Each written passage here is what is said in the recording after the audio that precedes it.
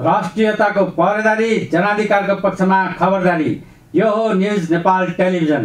नमस्कार, म विनोद पौडेल। सुरुमा हेडलाइन्स न्यूज। आगामी आर्थिक वर्षदेखि सामाजिक सुरक्षा भत्ता वृद्धि हुने प्रधानमन्त्री ओलीको भनाई। विद्यालयहरूको पूर्वाधार विकासका लागि पनि 5 अर्ब बढी रकम वितरण गर्ने ओलीको उद्घोष। सर्वोच्च अदालतको फैसला विरुद्धमा नेकपा माओवादी केन्द्रद्वारा पुनरावलोकनका लागि निवेदन दर्ता। पार्टीको नाम सम्बन्धी फैसला अस्वाभाविक, अप्राकृतिक र राजनीतिक प्रकृतिको रहेको नेता प्रचण्डको जिकिर। प्रधानमन्त्री ओलीले प्रतिक्रियावादी वर्गको प्रतिनिधिको रूपमा राजनीतिक परिवर्तनलाई उल्ट्याउने कसरत गरेको नेता प्रचण्डको आरोप। संसद विघटनको घटना जनयुद्ध र जनआन्दोलनको बलमा आएका परिवर्तनलाई उल्ट्याउने षड्यन्त्रको हिस्सा भएको प्रचण्डको दावी। वरिष्ठ वामपन्थी नेता विष्णुबहादुर मानन्दरको पशुपति आर्यघाटमा अन्त्येष्टि। मानन्दरको 91 वर्षको उमेरमा सोमबार साँझ भयो महाप्रस्थान। शताब्दी पुरुष सत्यमोहन जोशीको नाममा विद्यालय स्थापना गर्ने सरकारी तयारी। विद्यालयलाई देशकै नमुना विद्यालयको रूपमा विकास गर्ने शिक्षा मन्त्रीको उद्घोष। जोरपाटी साँखु सडक खण्डको सडक निर्माण कार्य सुरु। सडक खण्ड 22 मिटर चौडा हुने आयोजनाको भनाई। उपभोक्ता हित संरक्षणको लागि बजार नियमन गर्ने निकायहरूलाई नै नियमन गर्नुपर्ने अवस्था रहेको विज्ञहरूको भनाई। खाद्य पदार्थमा मिसावट हुनु ठूलो चुनौती रहेको सांसदहरूको गुनासो। तान्जानियाका पूर्व राष्ट्रपति जोन मागुफुलीको अन्तिम संस्कारमा भागदौड हुँदा 45 जनाको मृत्यु। घटनामा थप 37 जना घाइते भएका सञ्चार माध्यमको खुलासा। कप्तान विराज महर्जनद्वारा सोमबार फुटबलबाट सन्यास लिएको घोषणा। सन्यास लिए पनि फुटबल गतिविधिबाट टाढा रहन नसक्ने विराजको प्रतिक्रिया। र 3 नेसन्स कप अन्तर्राष्ट्रिय फुटबलको उपाधि विजेता खेलाडीलाई जनै 1 लाख पुरस्कार दिने एन्फाको तयारी। विजेता टोली नेपाललाई 5000 तथा उपविजेता बङ्गलादेशी टोलीलाई $3000 पुरस्कारको घोषणा।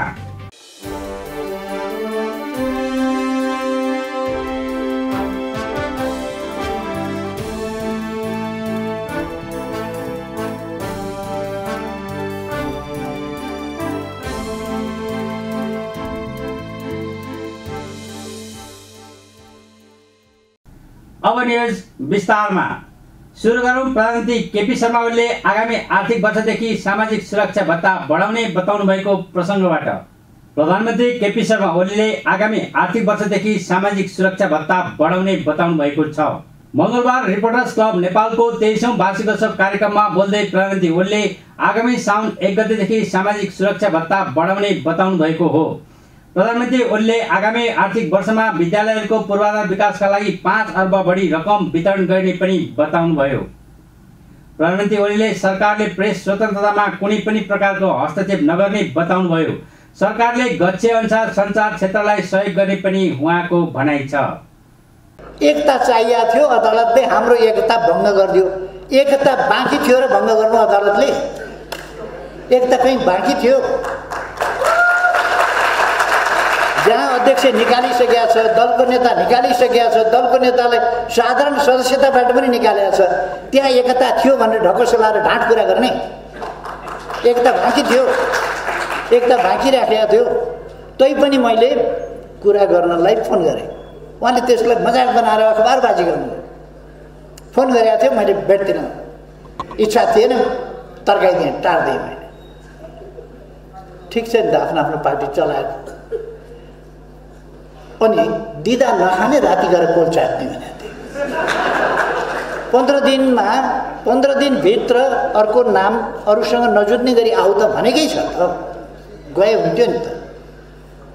फोन सम्पर्क गर्दा कुरा गर्न पनि इच्छा नगरेर भाग्ने। अनि अदालतले हामीलाई फुटाइदियो भन्ने।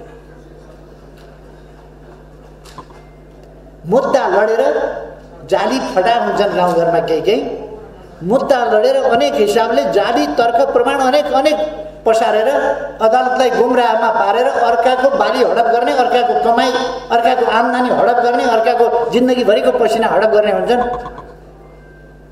त्यस्तै त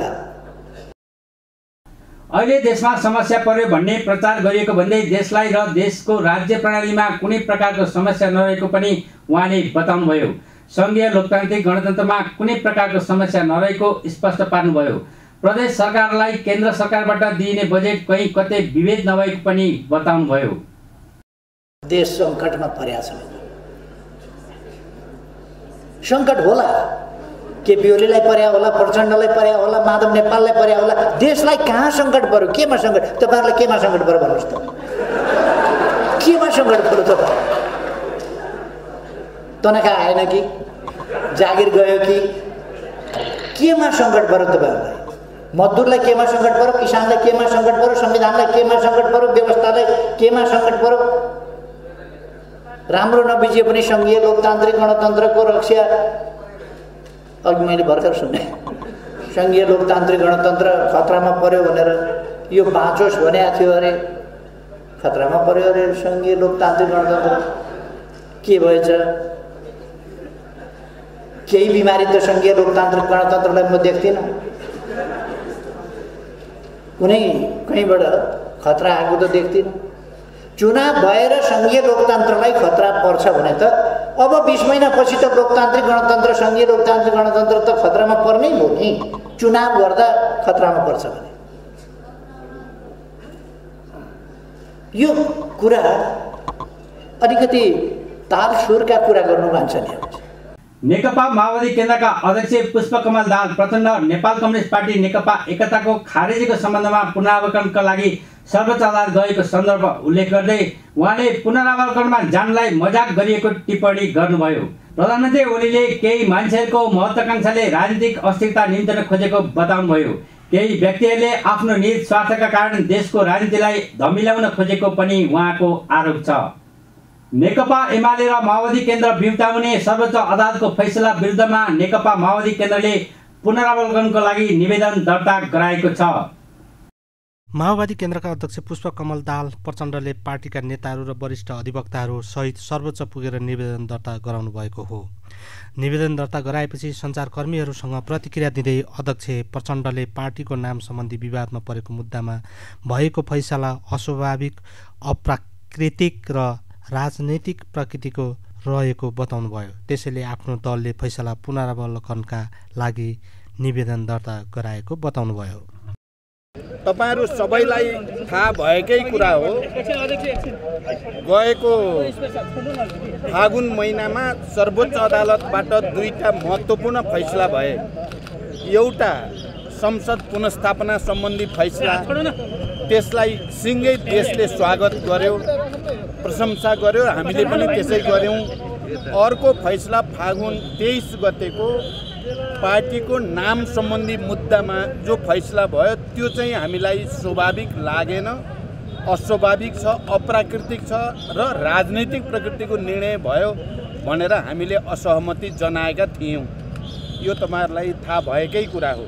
आज म पहिलो पटक अदालतको फैसला, त्यो पार्टीको नाम सम्बन्धी जो फैसला भयो त्यो स्वाभाविक भएन, प्राकृतिक भएन, राजनीतिक प्रकृतिको भयो, त्यसमा पुनरावलोकन गर्नु पर्यो भनेर मैले यो निवेदन दर्ता गराएको छु। आज मेरो साथमा मेरो पार्टीका सिनियर लिडरहरूको टिम, कमरेड नारायण काजीदेखि सबै नेताहरू पनि हामी यहाँ छौँ यो दर्ता प्रक्रियामा।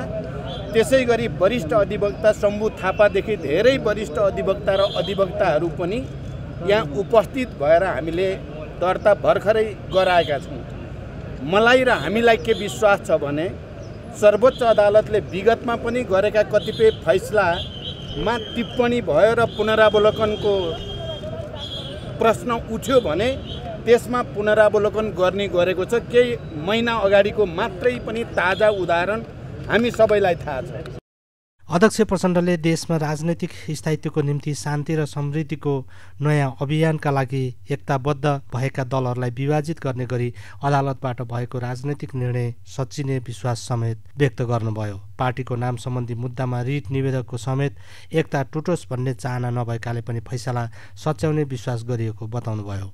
अध्यक्ष प्रचण्डले अबको केही दिनभित्रै उक्त फैसला सच्याउने विश्वास समेत व्यक्त गर्नुभयो।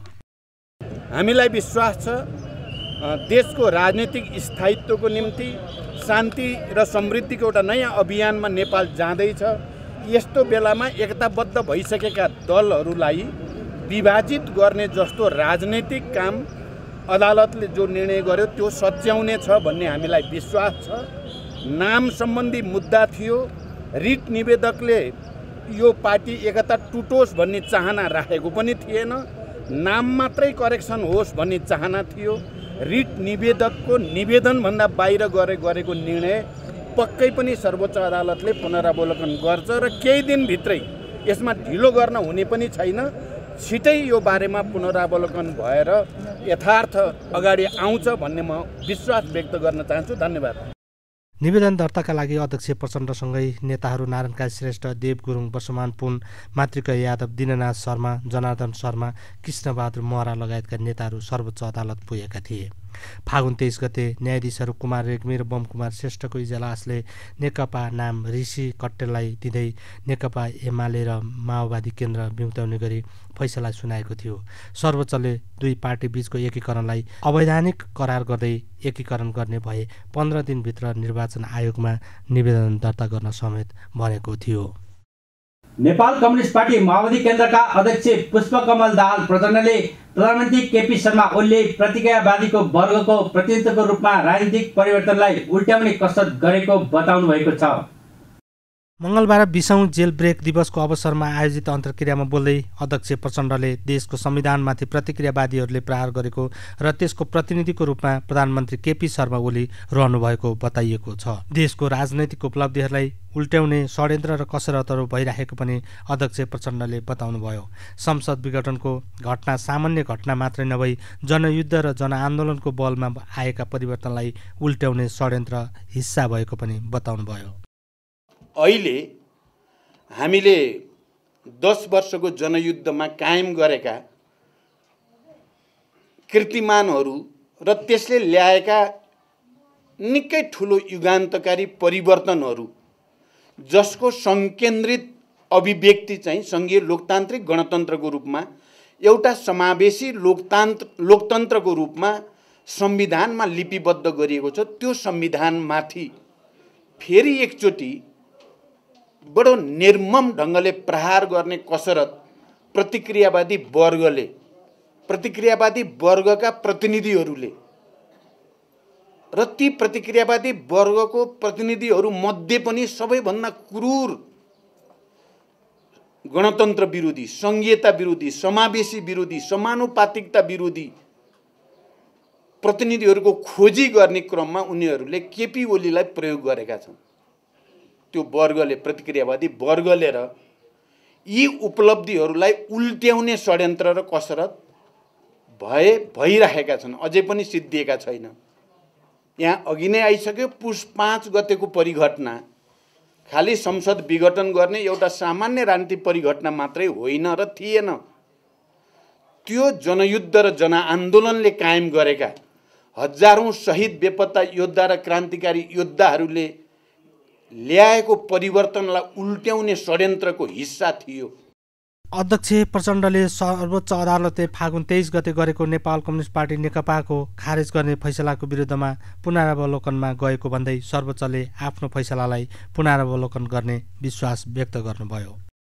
पार्टी अध्यक्षको हैसियतले अस्ति 23 गते फागुनमा अदालतले गरेको निर्णय पार्टीलाई दुईटा बनाइदिने अलि अप्राकृतिक र अस्वाभाविक निर्णयका विरुद्ध पुनरावलोकन भनेर सर्वोच्च अदालतमा आज पुनरावलोकन दर्ता गरेर आएका छौँ हामी।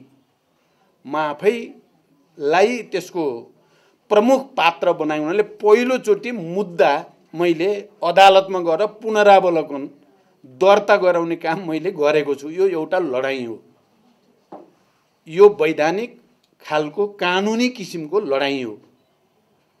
थाहा छैन, पुनरावलोकन त हुनुपर्छ। मैले त्यहाँबाट निक्लेर मिडियालाई पनि भने यो त पुनरावलोकन त हुन्छ, हुनै पर्छ, किनभने त्यो फैसला राजनैतिक प्रकृतिको छ। रिट निवेदकले दाबी गरे भन्दा बाहिर गएर गरेको फैसला छ। त्यसले न्यायालयले संसद पुनर्स्थापना गर्दा आर्जन गरेको इज्जत र प्रतिष्ठालाई चाहिँ नराम्रोसँग चाहिँ आँच पुर्याएको छ। यसले देश दुनियाँले सबैले हेरेको छ यो पुनरावलोकनको मुद्दालाई। त्यहाँ सर्वोच्चले पक्कै पनि यसलाई रिभ्यू गर्नेछ। पहिला पनि रिभ्यू गरेका उदाहरणहरू छन्। अध्यक्ष प्रचण्डले नेकपा एमालेका नेताहरू झलनाथ खनाल र माधव कुमार नेपाल लगायतका नेताहरू पनि पुनरावलोकनको पक्षमा रहेको भन्दै पुनरावलोकनको पक्षमा रहेको बहुमतलाई सर्वोच्चले ध्यान दिनुपर्ने बताउनुभयो। अस्ति भर्खरै केही महिना अगाडि मात्रै पनि रिभ्यू भएको छ सर्वोच्चको फैसलालाई। सर्वोच्च आफैले रिभ्यू गरेर करेक्सन गरेको छ, अहिले पनि गर्नेछ। नेपाल कम्युनिस्ट पार्टी नेकपाको त्यहाँ माधव नेपाल, झलनाथ खनाल लगायत जो हामी 2/3 बहुमत हस्ताक्षर लिएर संसदीय दलमा गएका थियौँ, हामी सबैको पनि पुनरावलोकन हुनपर्छ भन्ने छ। यो सबैले बुझ्न जरुरी छ। अहिले उहाँहरू अब अदालतको फैसलालाई हामीले असहमतिता जनायौँ र पुनरावलोकनमा गयौँ, तर हामी फेरि शान्तिपूर्ण र यो लोकतान्त्रिक सिस्टम अन्तर्गत अदालतको फैसला मान्दैनौँ, हामीले भनेका छैनौँ। फैसलालाई चाहिँ हामी मान्छौँ, तर हाम्रो मत चाहिँ असहमति छ, त्यसकारण पुनरावलोकन होस् भनेर हामी फेरि अदालतमै गएका छौँ। यो कुरालाई अदालतले पक्कै पनि हेर्नेछ।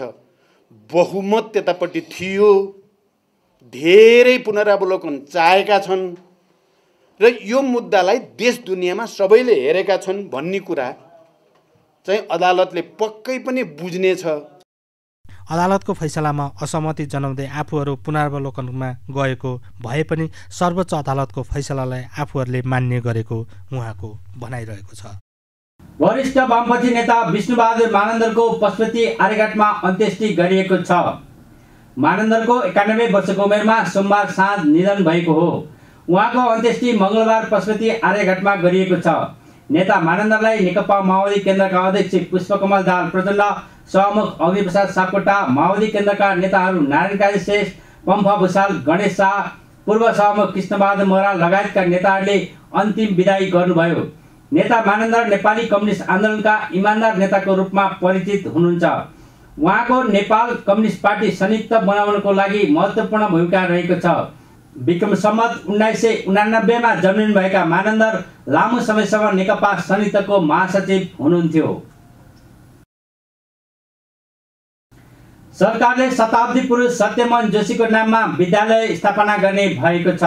मङ्गलबार राष्ट्रपति विद्यादेवी भण्डारीको तर्फबाट शताब्दी पुरुष जोशीको स्वास्थ्य अवस्थाको बारेमा जानकारी लिन उहाँको निवासमा पुग्नुभएका शिक्षा, विज्ञान तथा प्रविधि मन्त्री कृष्ण गोपाल श्रेष्ठले सरकारले शताब्दी पुरुष जोशीको नाममा विद्यालय स्थापना गर्न लागेको बताउनु भएको हो। विद्यालय खोल्नेबारे सरकारको आगामी वर्षको नीति कार्यक्रममा राखिने पनि बताउनुभयो। कहाँ स्थापना गर्ने भन्ने हालसम्म टुङ्गो नलागेको भए पनि विद्यालयको अवस्था भएको तथा घना बस्ती भएको ठाउँमा स्थापना गर्ने बताउनुभयो। शताब्दी पुरुष जोशीको नाममा स्थापना हुने विद्यालयलाई देशकै नमुना विद्यालयको रूपमा विकास गर्ने पनि उहाँको भनाइ छ।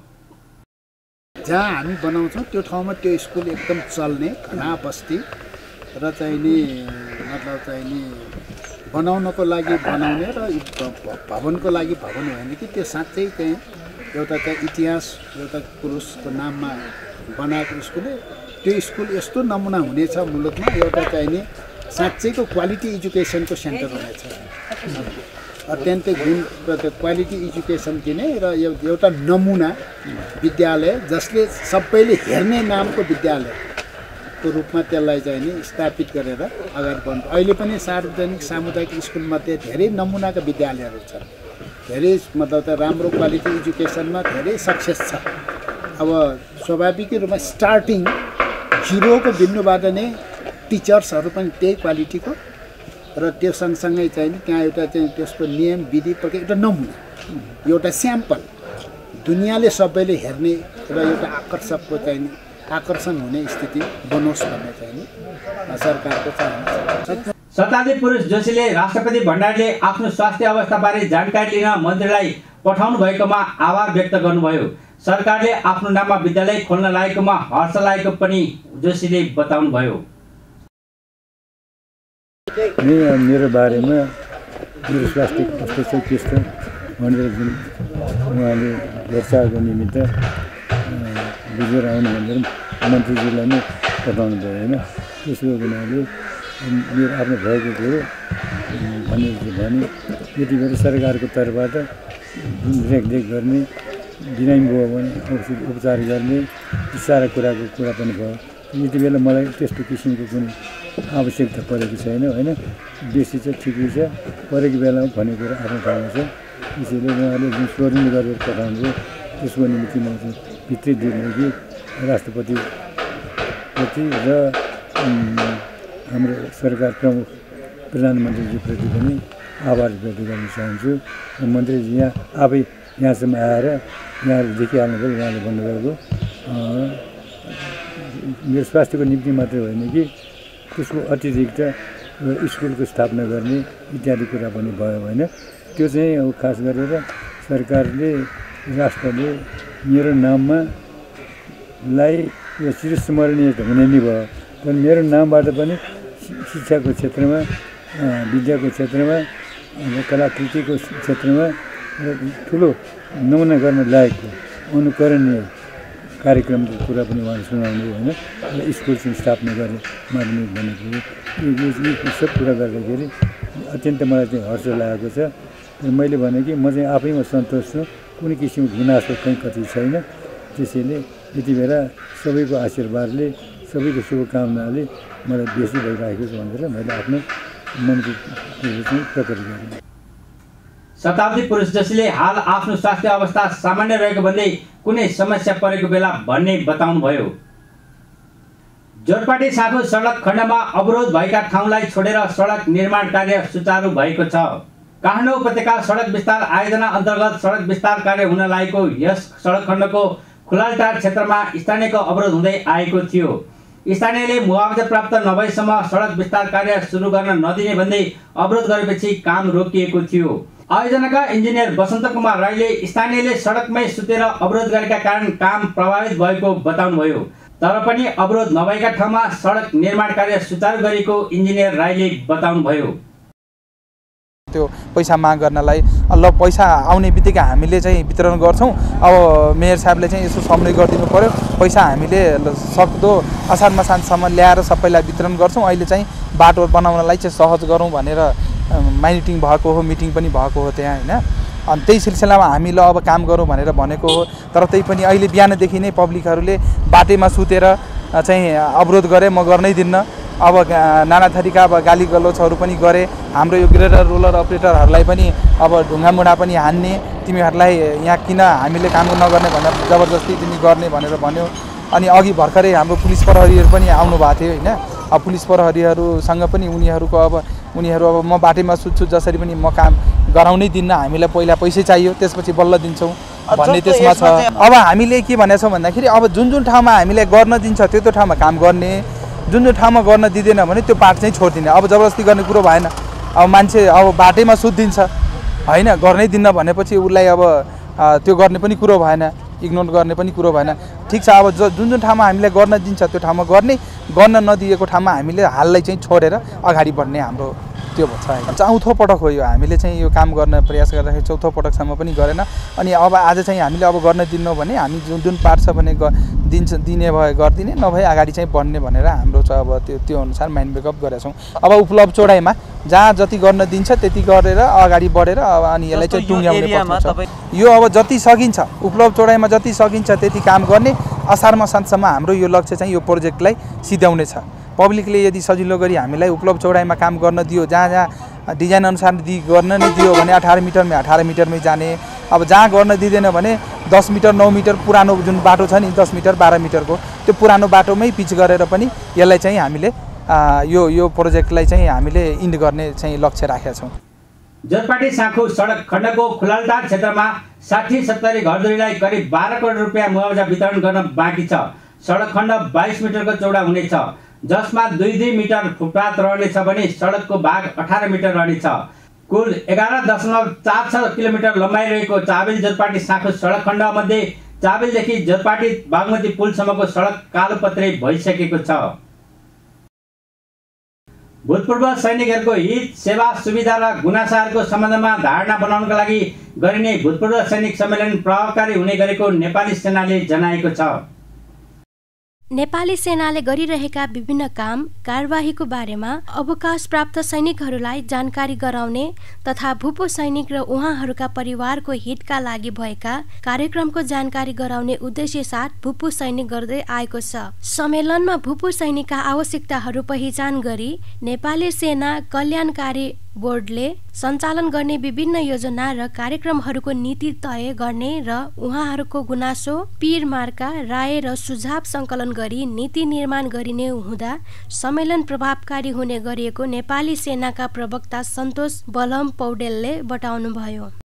2070 साल असोजमा यो कल्याणकारी कार्यहरूलाई थप व्यवस्थित ढङ्गले अगाडि बढाउने र भूपू सैनिक तथा तिनका हिताधिकारीहरूलाई आश्रित परिवारहरूलाई समेत विभिन्न ढङ्गले उनीहरूको चासो र उनीहरूको सुविधा र सहुलियतलाई चाहिँ सम्बोधन गर्ने भन्ने उद्देश्यका साथ नेपाली सेना कल्याणकारी बोर्ड गठन भयो। नेपाली सेना कल्याणकारी बोर्ड 2070 असोजमा गठन भइसकेपछि यो भूपू सैनिक सम्मेलनलाई निरन्तरता दिनुपर्छ भन्ने एउटा धारणा अगाडि आएको आधारमा 2070 सालदेखि 72 मा अनि 72 र 74 गरिकन हामीले भूतपूर्व सैनिक सम्मेलनलाई पुनः निरन्तरता दिन सुरु गरेको हो। अब भूतपूर्व सैनिक सम्मेलनको मुख्य उद्देश्य भनेको चाहिँ 3-4 वटा उद्देश्यहरू छन्। यसमध्येमा एउटा उद्देश्य चाहिँ नेपाली सेनाले गरिरहेको विभिन्न काम कारबाहीको बारेमा आफ्नो भूतपूर्व अवकाश प्राप्त सैनिकहरूलाई जानकारी गराउने, त्यसमध्येमा पनि भूतपूर्व सैनिकहरूको हितको लागि र उनीहरूको परिवारको हितको लागि गरेका काम कारबाहीहरूको बारेमा थप जानकारी गराउने, उनीहरूको वास्तविक आवश्यकताहरू पहिचान गरिकन नेपाली सेना कल्याणकारी बोर्डले सञ्चालन गर्ने अथवा नेपाली सेना कल्याणकारी योजना निर्देशनालयले गर्ने विभिन्न योजनाहरू र कार्यक्रमहरूको चाहिँ नीति तयार गर्ने, उनीहरूको केही गुनासो, पीरमर्का र राय सुझाव छ भने सङ्कलन गर्ने र प्रत्यक्ष रूपमा यसरी भूतपूर्व सैनिकहरूसँग चाहिँ भेटघाट गर्दाखेरि आत्मीयता, एउटा चाहिँ कमराडरी हाम्रोमा वृद्धि गरिकन त्यो उद्देश्य राखिकन चाहिँ हामीले यो भूतपूर्व सैनिक सम्मेलनको आयोजना गर्ने गरेका हौँ।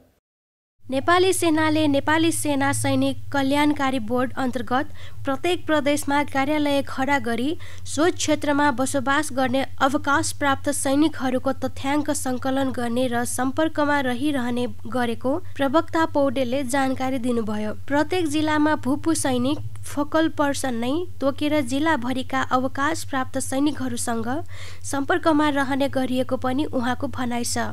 भूपू सैनिक सम्मेलनमा भूपू सैनिकहरूले शिक्षामा अहिले भइरहेको संरचनालाई विस्तार गरेर थप गर्दै लग्नुपर्ने सुझाव दिने गरेको छ। त्यसै गरी स्वास्थ्यको क्षेत्रमा सेवा, सुविधा, आवश्यकता तथा समस्याको बारेमा सुझाव दिनुका साथै स्वरोजगार बन्नको लागि तालिम र ऋण सहयोग लगायतको कुरामा माग गर्ने गरेको नेपाली सेनाका प्रवक्ता पौडेलले बताउनुभयो। मुख्य रूपमा चाहिँ उनीहरू हामीसँग जोडिने एउटा औपचारिक तरिका भनेको भूतपूर्व सैनिक सम्मेलन भयो। यहाँले अघि यो कुरा उठाइसक्नुभयो।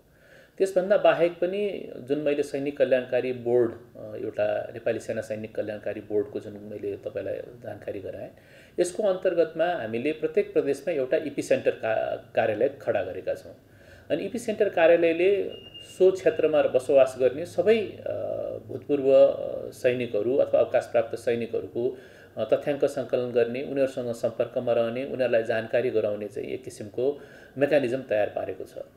त्यसको अन्तर्गतमा प्रत्येक जिल्लामा हाम्रो अवकाश प्राप्त सैनिकहरूको भूपू सैनिक फोकल पर्सन भनेर हामीले तोकेका छौँ, जसले चाहिँ के गर्छ भन्दाखेरि जिल्लाभरिका सबै अवकाश प्राप्त सैनिकहरूसँग चाहिँ निरन्तर समन्वय राखेको छ। सो यही आधारमा हामीले चाहिँ उनीहरूसँग निरन्तर सम्पर्क बनाइराखेका छौँ भनेदेखि उहाँहरूले निवृत्ति भ्रमणमा गएका अवकाश प्राप्त गरेकाहरूले स्वास्थ्य सम्बन्धी सेवा उपलब्ध गर्दाखेरि होस्, शिक्षा सम्बन्धी सेवा उपलब्ध गर्दाखेरि होस्, छात्रवृत्तिहरू उपलब्ध गर्दा होस्, अथवा अन्य विभिन्न जुन नेपाली सेनाको कल्याणकारी कोषबाट उहाँहरूको सुविधाको लागि तयार पारिएका कार्यक्रमहरूमा सहभागी हुँदाखेरि पनि उहाँहरूसँग हाम्रो प्रत्यक्ष रूपमा पृष्ठपोषण लिने र मुख्य रूपमा अवकाश प्राप्त सैनिकहरूको गुनासो अथवा राय सुझाव चाहिँ शिक्षा सम्बन्धी क्षेत्रमा हाम्रो जुन अहिले भइरहेको एक किसिमको संरचना छ त्यसलाई विस्तार गरेर थप बढाउँदै लैजानुपर्ने भन्ने विषयमा पनि उहाँहरूको सुझाव बारम्बार आउने गरेको छ।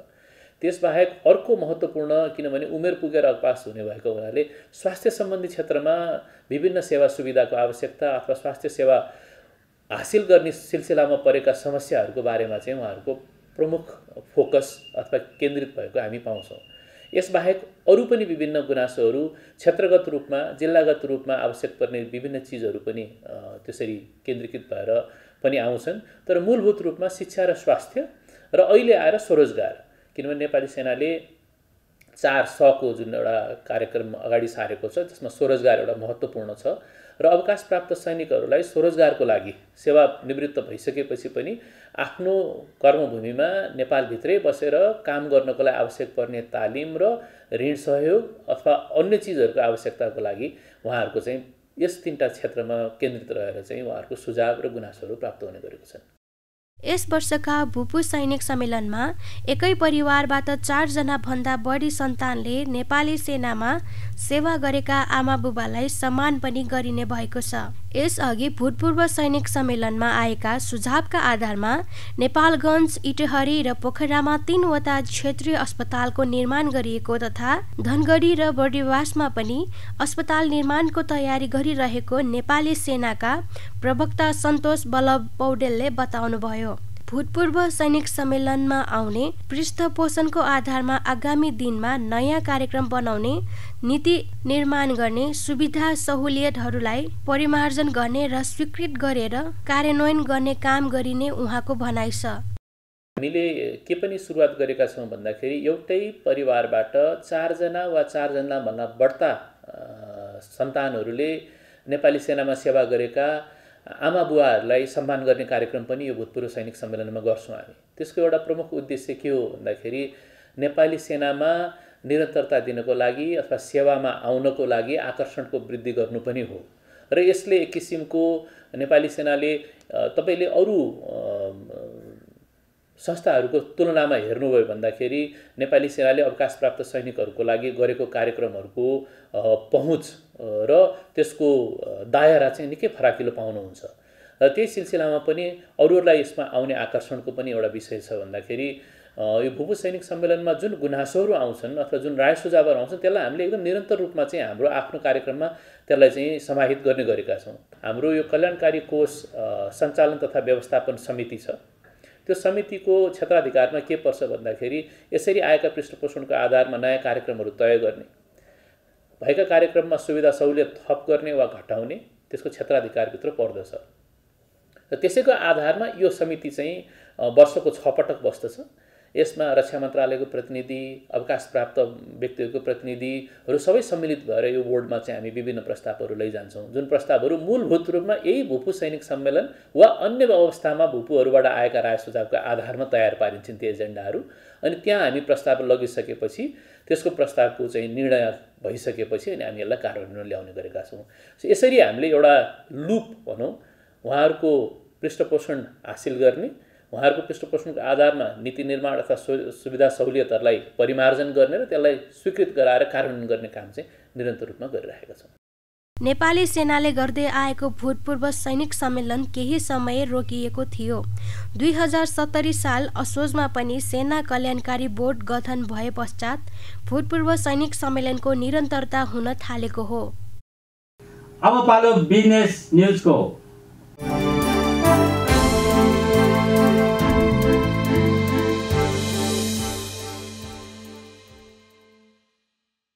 उपभोक्ता विज्ञ एवं अधिवक्ता विष्णु प्रसाद तिमसनाले उपभोक्ता हित संरक्षणका लागि बजार नियमन गर्ने निकायहरूलाई नै नियमन गर्नुपर्ने अवस्था रहेको बताउनु भएको छ।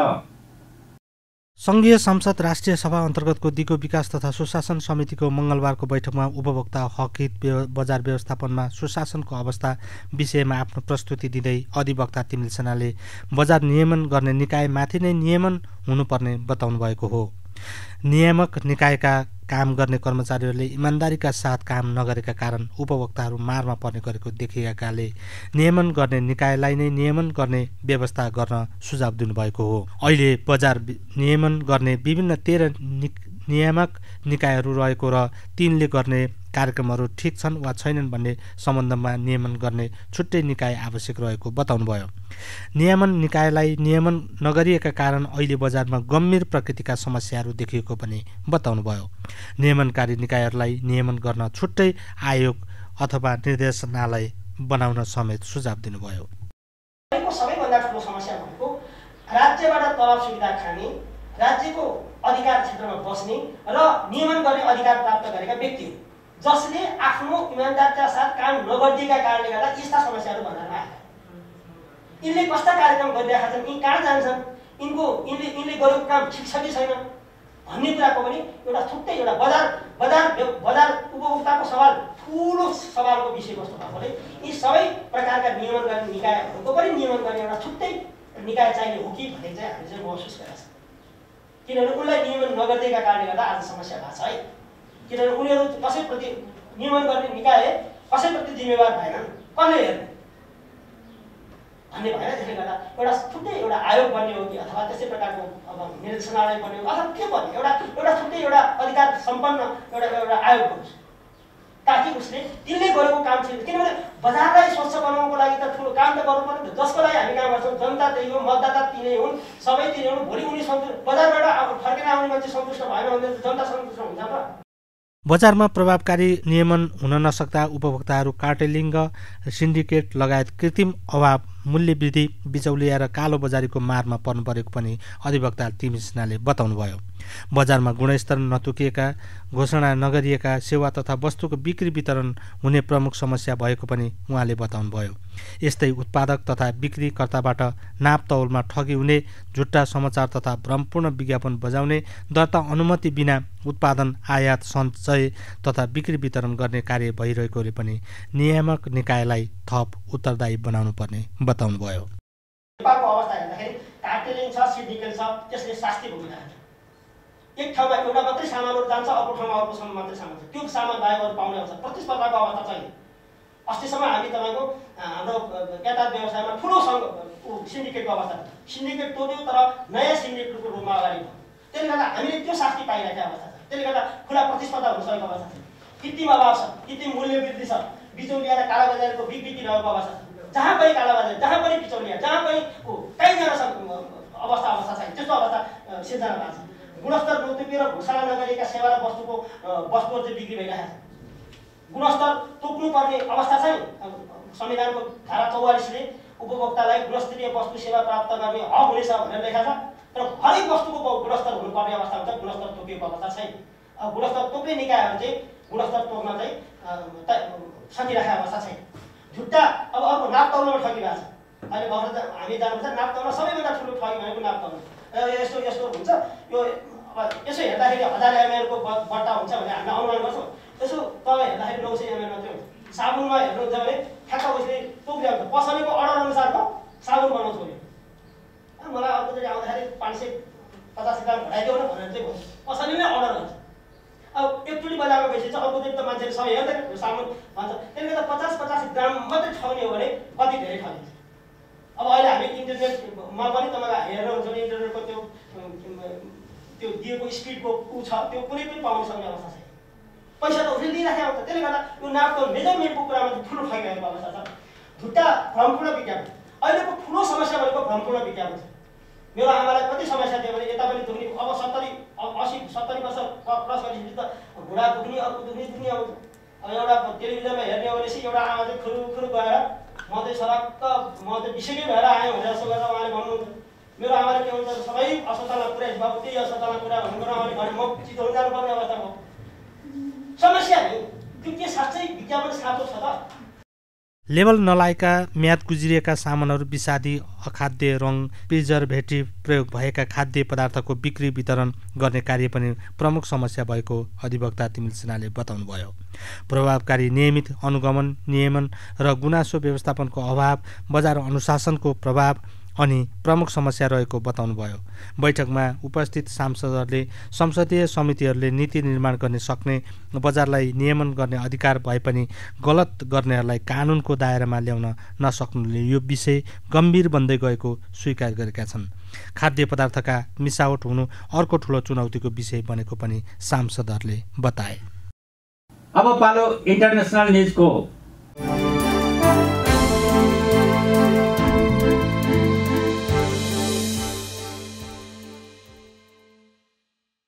तान्जानियाका पूर्व राष्ट्रपति जोन मागुफुलीको अन्तिम संस्कारका बेलामा भागदौड हुँदा 45 जनाको मृत्यु भएको छ। घटनामा थप 37 जना घाइते भएको समाचार संस्था एएफपीले जनाएको छ। गत मार्च 17 मा मागुफुली 61 वर्षको उमेरमा राजधानी दार एस सलामको एक अस्पतालमा बितेका थिए। राष्ट्रपति विगत एक दशकदेखि मुटुरोगी रहेको र त्यसैले उनको ज्यान लिएको बताइएको छ भने विपक्षी दलहरू उनलाई कोरोना भाइरसले नराम्ररी गाँजेकाले मृत्यु भएको बताइरहेका छन्। राष्ट्रपति छँदा मागुफुलीले देशमा कोभिड-19 नभएको र लकडाउन लगाउन नपर्ने बताउने गरेका थिए। अब पालो स्पोर्ट्स न्यूजको।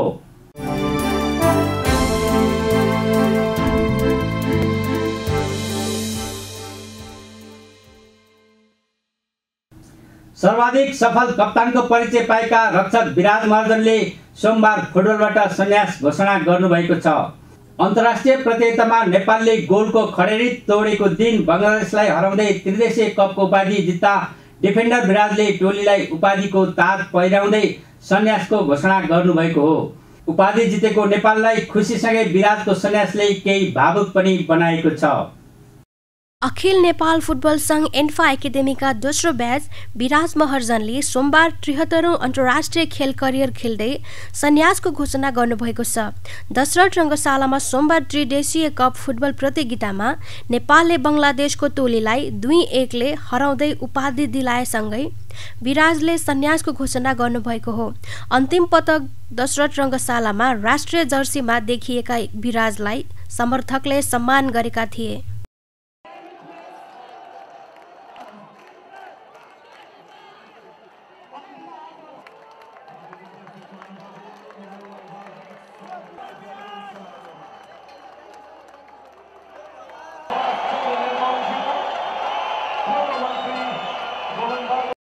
डेढ वर्ष अन्तर्राष्ट्रिय गोलविहीन नेपाली फुटबलको यात्रालाई पूर्ण विराम लगाउँदै नेपालले 37 वर्षपछि नेपाली मैदानमा अन्तर्राष्ट्रिय उपाधि उचाल्दा विराजलाई सुखद अन्त्यको सुनौलो अवसर पनि मिल्यो। उपाधि उचाल्दै फुटबल करियरलाई अन्त्य गर्न पाउँदा विराज खुसीसँगै भावुक पनि हुनुभएको थियो। हजुर, यो मनले त मानेको छैन, अहिले पनि म गिभ अप गर्दिनँ। अझ पनि म एकदमै हाई मोटिभेट छु, म अझै गर्न सक्छु, अझै 2-4 वर्ष चाहिँ कन्ट्रीलाई कन्ट्रिब्युट गर्न सक्छु जस्तो फिल थियो। तर र पनि अब फुटबलमा त हरेक कुरा एज फ्याक्टरले गर्दा अथवा हरेक कुराले चाहिँ फरक पर्छ। त्यो कारणले अहिले मभन्दा जुनियर भएर एकदम स्किलफुल एकदम ट्यालेन्टेड आएको छ। त्यो कारणले पनि मैले उहाँहरूलाई चान्स दिनुपर्छ भन्ने हिसाबले मैले यो सेफ ल्यान्डिङ गएको। कन्ट्रीलाई जुन मैले 3वटा गोल्ड मेडल जितेँ, अहिलेसम्मको बेस्ट सबभन्दा। यो गोल्ड मेडल चाहिँ म कहिले पनि बिर्सिन सक्दिनँ र आफ्नो देश कन्ट्रीको लागि जिताउन पाउँदा चाहिँ एकदमै खुसी छ। हजुर, अभियसली अब यहाँ जति पनि दर्शक हुनुहुन्छ, जति पनि मेरो टिममेट्सहरू हुन्छ, जुनियर बायर हुन्छ, उहाँहरू यति खुसी देखिन्थ्यो र हाम्रो टिमको बन्डिङ यति स्ट्रङ थियो कि यति राम्रो थियो। अब सम्पूर्ण कुराहरू चाहिँ म एकदम मिस गर्नेछु र यही भनेर भन्दा पनि म एन्टायर टिमलाई चाहिँ मिस गर्छु।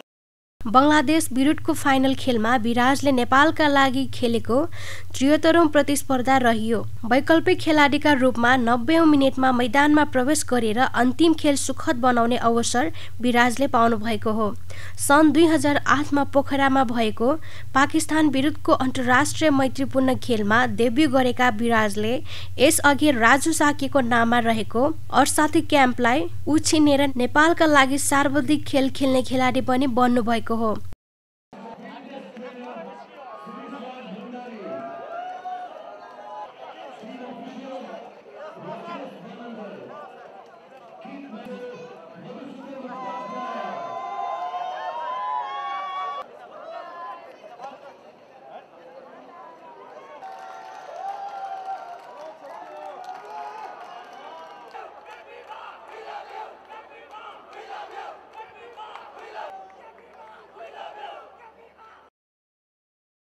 कुल 18 पटक नेपाली टोलीको कप्तानी सम्हालेका विराजले 2015 केरलामा भएको साफ च्याम्पियनसिप भारत विरुद्ध खेलमा कप्तानको आर्मब्यान्ड पहिरिनु भएको थियो। विभिन्न क्लब र राष्ट्रिय टोलीमा इन आउट हुँदै फुटबल खेल्नुभएका विराजले यसअघि अन्तिम पटक सन् 2019मा मलेसिया विरुद्ध मैत्रीपूर्ण खेल खेल्नु भएको थियो। 3 स्टार मनाङ मर्स्याङ्दीका लागि 3 लिग उपाधि दिलाउनु भएका विराजले कप्तानीमा सन् 2016मा बङ्गबन्धु गोल्ड कप र सोही वर्षको सोल्टिदारिटी कपको उपाधि नेपालले हात पारेको थियो। नेपालले 12औं दक्षिणी एसियाली खेलकुदको पुरुष फुटबलमा स्वर्ण पदक जित्दा विराज नै कप्तान रहनु भएको थियो। सोही आधारलाई मान्दा विराज सर्वाधिक सफल खेलाडीको परिचय बनाउन सफल हुनुभएको छ। सन्यासको घोषणा गर्नु चाहेका विराजले फुटबल गतिविधिबाट टाढा रहन नसक्ने प्रतिक्रिया दिनुभयो। अभियसली म फुटबलदेखि म टाढा बस्न सक्दिनँ। म केही न केही गरेर फुटबलमै रिलेटेड भएर अगाडि बढ्ने छु र अभियसली अब आफूभन्दा जुनियर भाइ बहिनीहरूलाई अब सानो बच्चाहरूलाई हुन्छ कि म कोचिङमा पनि आउन सक्छु अथवा कुनै फुटबलसँग रिलेटेड म अगाडि बढ्ने। खेलकुदलाई जीवन अर्पण जो कोही खेलाडीलाई सन्यासको घोषणा गर्नु निकै पीडाको क्षण हुने गर्दछ। सफल रक्षकको गनिने विराजलाई नेपाली फुटबलले सफल कप्तान र अनुशासित खेलाडीको रूपमा सधैँ सम्झिरहनेछ। नेपाल फुटबल संघ एन्फाले 3 नेसन्स कप अन्तर्राष्ट्रिय फुटबलको उपाधि विजेता खेलाडीलाई झन्डै 1 लाख पुरस्कार दिने घोषणा गरेको छ। एन्फाले मंगलबार एक विज्ञप्ति निकाल्दै उपाधि विजेता टोलीका सदस्यलाई झन्डै 1 लाख पुरस्कार दिने जनाएको हो। एन्फाले उपाधिको रकम बाहेक खेलाडीहरूलाई झन्डै थप 1 लाख दिने जनाएको छ। दशरथ रङ्गशालामा सोमबार भएको फाइनलमा बङ्गलादेशलाई 2-1 गोल अन्तरले पराजित गर्दै नेपालले उपाधि जितेको थियो। उपाधिसँगै नेपालले $5,000 प्राप्त गरेको थियो। उपविजेता बनेको बङ्गलादेशले $3,000 प्राप्त गर्यो। हामी न्युज बुलेटिनको अन्त्यमा आइपुगेका छौं। जाँदा जाँदै हेडलाइन्स न्युज पुनः एकपटक। आगामी आर्थिक वर्षदेखि सामाजिक सुरक्षा भत्ता वृद्धि हुने प्रधानमन्त्री ओलीको भनाई। विद्यालयहरूको पूर्वाधार विकासका लागि पनि 5 अर्ब बढी रकम वितरण गर्ने ओलीको उद्घोष। सर्वोच्च अदालतको फैसला विरुद्धमा नेकपा माओवादी केन्द्रद्वारा पुनरावलोकनका लागि निवेदन दर्ता। पार्टीको नाम सम्बन्धी फैसला अस्वाभाविक, अप्राकृतिक र राजनीतिक प्रकृतिको रहेको नेता प्रचण्डको जिकिर। प्रधानमन्त्री ओलीले प्रतिक्रियावादी वर्गको प्रतिनिधिको रूपमा राजनीतिक परिवर्तनलाई उल्ट्याउने कसरत गरेको नेता प्रचण्डको आरोप। संसद विघटनको घटना जनयुद्ध र जनआन्दोलनको बलमा आएका परिवर्तनलाई उल्ट्याउने षड्यन्त्रको हिस्सा भएको प्रचण्डको दावी। वरिष्ठ वामपन्थी नेता विष्णुबहादुर मानन्दरको पशुपति आर्यघाटमा अन्त्येष्टि। मानन्दरको 91 वर्षको उमेरमा सोमबार साँझ भयो महाप्रस्थान। शताब्दी पुरुष सत्यमोहन जोशीको नाममा विद्यालय स्थापना गर्ने सरकारी तयारी। विद्यालयलाई देशकै नमुना विद्यालयको रूपमा विकास गर्ने शिक्षा मन्त्रीको उद्घोष।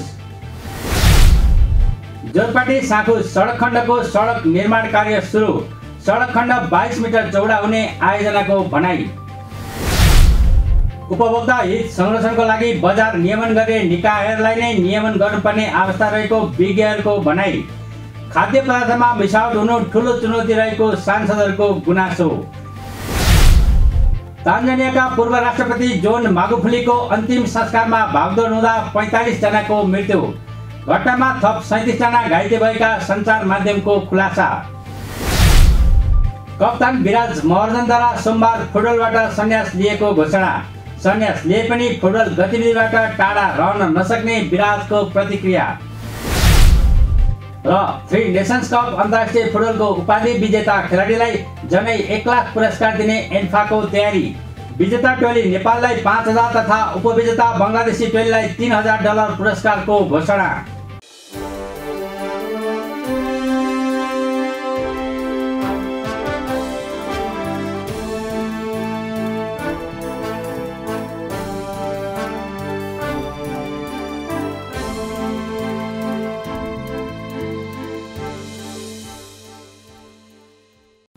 अहिलेलाई न्युज नेपालको न्युज बुलेटिन यति नै। हाम्रो न्युज र कार्यक्रमहरू युट्युब र फेसबुकमा पनि प्रत्यक्ष हेर्न सक्नुहुनेछ। राष्ट्रियताको पहरेदारी, जनाधिकारको पक्षमा खबरदारी। हेर्दै रहनुहोला न्युज नेपाल टेलिभिजन। नमस्कार।